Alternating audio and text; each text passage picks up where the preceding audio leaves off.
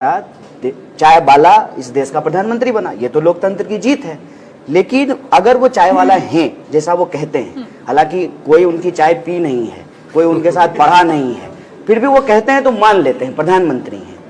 तो अगर उन्होंने चाय बेची है और चाय बेचने के बाद वो देश के प्रधानमंत्री बने हैं, तो प्रधानमंत्री के बाद उन्होंने क्या किया है, उसी से ये प्रश्न पैदा होता है कि संविधान क्यों खतरे में है। सीबीआई के खिलाफ रेड कर रही है, देश के 4 जज जो है आकर के प्रेस कॉन्फ्रेंस कर रहे हैं। ये सब ऐतिहासिक काम है, हालांकि मोदी जी इतिहास में फेल कर गए थे, फिर भी ये सब ऐतिहासिक काम है।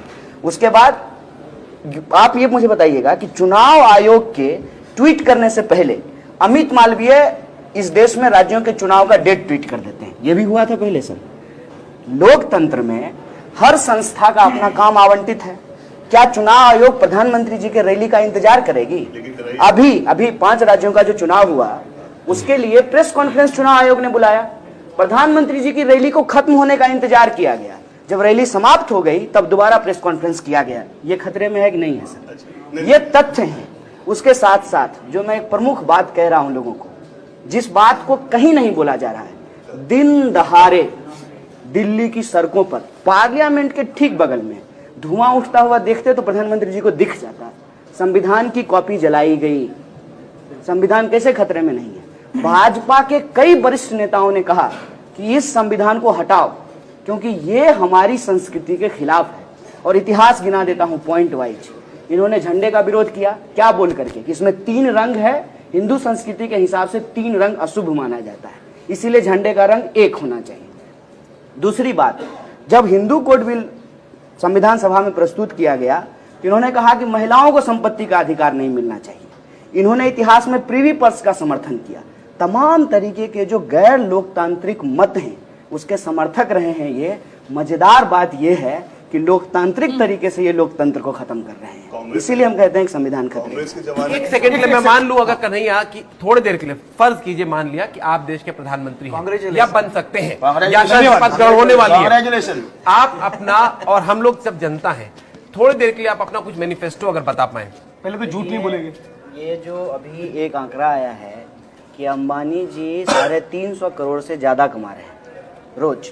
दूसरी तरफ किसान जो है वो आत्महत्या करके मर रहा है। इसका मतलब ये साफ साफ दिखता है, ये 2 बिंदु है कि इस देश में पैसे की कमी नहीं है, उत्पादन की कमी नहीं है, श्रम की कमी नहीं है, संसाधन की कमी नहीं है। मुख्य मुद्दा क्या है? वितरण का है। वितरण का काम सरकार यदि ईमानदारी से करना शुरू करे तो इस समस्या को, इस गैप को पाटा जा सकता है। फॉर एग्जाम्पल, फर्ज कीजिए 10 लाख करोड़ से ज्यादा का एनपीए है। ज्यादातर एनपीए जो है, मोर देन 90%, वो कॉर्पोरेट एनपीए है। लेकिन अगर वही पैसा आपको, हमको, बहुत सारे नौजवानों को दिया जाए तो वो इस देश में नए इंटरप्रेन्योर बन सकते हैं। एक बात। दूसरी बात ये है कि एक बीमा कंपनी ने किसानों को बीमा देने के नाम पे 10,000 करोड़ का मुनाफा कमाया है। अगर आप मान लीजिए कि अगर उसको हम 100 कंपनी को दे देते तो 100 कंपनी में काम करने वाले यदि अगर 100 लोग हैं तो वो जो है 10,000 लोग, फिर उसके हिसाब से जो है प्रत्येक कंपनी में वो डिस्ट्रीब्यूशन। आज जानते हैं सबसे बड़ी समस्या क्या है? लोग उस समस्या के जड़ तक पहुंचने के लिए तैयार नहीं जिससे हमारा देश और ये दुनिया जूझ रही है। आज प्रोडक्शन का मुद्दा नहीं है सर। मान लीजिए अगर 125 करोड़ हमारी जनसंख्या है, मतलब 125 जोड़े चप्पल की जरूरत है ना, इतना प्रोडक्शन चाहिए। और इतनी प्रोडक्टिविटी आज हमारे मशीन में है, आप मीडिया में हैं। आज चीजों को प्रसारित करना कितना आसान हो गया है। आराम से न्यूज रूम में घूमते हुए आप प्रोडक्शन कर रहे हैं, ये भी एक तरीके का प्रोडक्शन है। ये जो टेक्नोलॉजिकल एडवांसमेंट है यही जॉब क्रिएट कर सकता है। लेकिन ये जॉब क्यों नहीं क्रिएट करता है, ये बहुत समझना जरूरी है। मैं आपको एक साइंस की बात बताता हूं। एनर्जी साइंस में कहता है कि एनर्जी जो है वो लीनियर है। अगर एनर्जी लीनियर है तो फिर एनर्जी में कॉस्ट क्यों है? फिर तो इसका मतलब ये 0 कॉस्ट है। तो ये कॉस्ट इसलिए है कि पेट्रोलियम, कोल और इलेक्ट्रिसिटी बनाने वाली जो कंपनियां हैं उसकी जो मोनोपोली है, उस मोनोपोली को हमारी सरकार तोड़ नहीं सकती है। आज हमारी सरकार बना दीजिए, कल उस मोनोपोली को हम ब्रेक कर देंगे और हजारों रोजगार पैदा कर देंगे। अंबानी की मोनोपोली नहीं, सिर्फ अंबानी की नहीं, और अलग अलग देश में अलग अलग लोगों की। यहाँ की बात कर, यहाँ अंबानी की मोनोपोली है, साफ साफ अंबानी की मोनोपोली। और अभी आपने जो 10,000 की बात की, 10,000 करोड़ की, निकला वो आपको मालूम ही होगा थोड़े दिन पहले जो आया था जिसकी हमने बात भी की थी कि 10,000 करोड़ का घोटाला जो बोल रहे हैं उसकी शुरुआत शायद मध्य महाराष्ट्र से ही बताई गई थी कि 50,000 करोड़ रुपए इकट्ठे एक एग्जाम्पल और देता हूँ, एक एग्जाम्पल और देता हूँ, उसके बारे में थोड़ा बात करेंगे। उसके बारे में एक और उदाहरण बता देता हूँ। ब्लूप्रिंट, आप सवाल पूछते हैं। अभी सरकार ने एक योजना लाई कि 59 मिनट में लोन दिया जाएगा। जिस कंपनी को दिया गया है उसका 25,000 का टर्नओवर है। 25,000 के टर्नओवर से वो करोड़ों का लोन कैसे देगा? देखिए गेम क्या है। किसी भी रियलिटी शो में क्या होता है, आप तो सर टीवी चलाते हैं, आपको अगर 1 करोड़ लोग एसएमएस करते हैं आपकी टीवी को, पर एसएमएस अगर 3 रुपया लिया जाता है तो 3 करोड़ सीधे सीधे कैपिटल जनरेट हुआ। उसमें से 1 करोड़ अगर आप किसी को दे भी देंगे करोड़पति में, तब भी आपको 2 करोड़ का मुनाफा है। 3 करोड़ रुपया तो है ना लोगों के पास, परचेजिंग कैपेसिटी तो है ना, प्रोडक्शन हो रहा है ना, कैपिटल का सर्कुलेशन नहीं हो रहा है, उसको ब्लॉक कर दिया गया है। ये ब्लूप्रिंट है और इस ब्लूप्रिंट पे इस डेमोक्रेसी में चलना जरूरी है। क्यों जरूरी है ये हमको समझना चाहिए। मान लीजिए ये शरीर हमारा देश है और हमारा सर बहुत बड़ा हो जाए, क्या हम अपने पैर पे संतुलन बना के खड़ा रह सकते हैं? शीशे के घर के अंदर हम कब तक सुरक्षित हैं? जब तक लोगों को यह भरोसा बना हुआ है कि हम भी एक दिन शीशा का घर बना सकते हैं। जिस दिन ये भरोसा टूट जाएगा सर, शीशे के घर सुरक्षित नहीं रहेंगे। इसीलिए हम बार बार कहते हैं कि लोकतंत्र में यह जो अनियमितता आज खड़ी की गई है, और बार बार मैं कह देता हूं, यह जो आज संस्कृति, धर्म, ये तमाम सवाल जो पैदा किए जा रहे हैं वो सिर्फ इसलिए पैदा किए जा रहे हैं कि असल मुद्दा 99% वर्सेस 1% का है। This is the blueprint. 1% यही मुट्ठी भर। पूरी दुनिया के भीतर आप देख लीजिए 250 से ज्यादा फैमिली नहीं है जो पूरी दुनिया को रूल कर रही है। ये मुद्दा है सर, ये ब्लूप्रिंट। मुझे एक टिप्पणी करने का मन कर रहा है कि इंडिया में लोग कहते हैं भारत में अर्थशास्त्री कम है, लेकिन मेरे ख्याल से आपका सब्जेक्ट इकोनॉमिस्ट नहीं था, सोशियोलॉजी से रह के भी जिस तरीके से इन्होंने बात की, इनका बहुत बड़ा क्षेत्र, बहुत समय तक इन्होंने इकोनॉमी में काम किया हुआ है। आपने कहा किसान, इनके राज्य में किसान नहीं मरे। आंकड़ा अगर निकालें तो इनके राज्य में ऑलमोस्ट उतने ही किसान मरे होंगे। एक मिनट कांग्रेस और एनसीपी के दौर में भी किसान बुरी तरह मरे हैं और वही मोटा मोटा वही इश्यूज रहा है।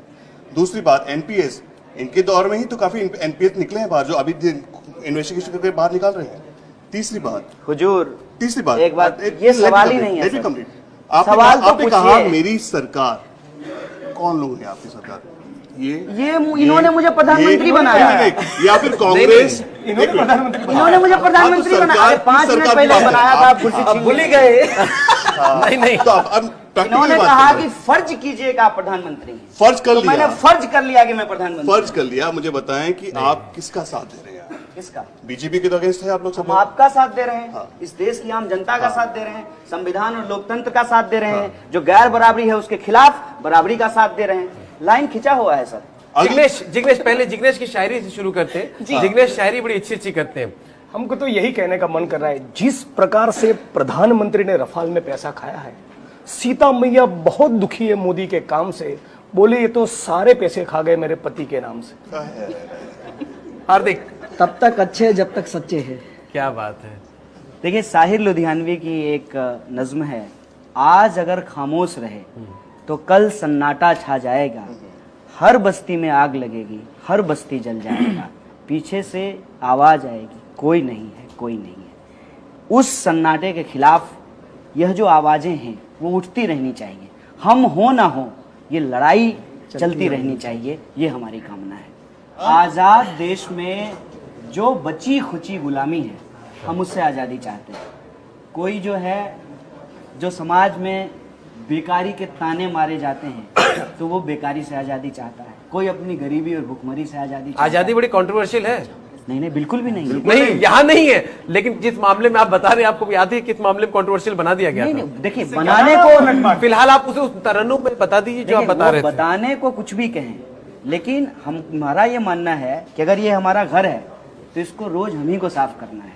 आजाद देश तब हुआ जब इस देश के महामानवों ने संघर्ष करके भारत को आज़ादी दिलाई 1945 में। यह जो आज़ाद मुल्क है, इस आज़ाद मुल्क में आज़ादी के तराने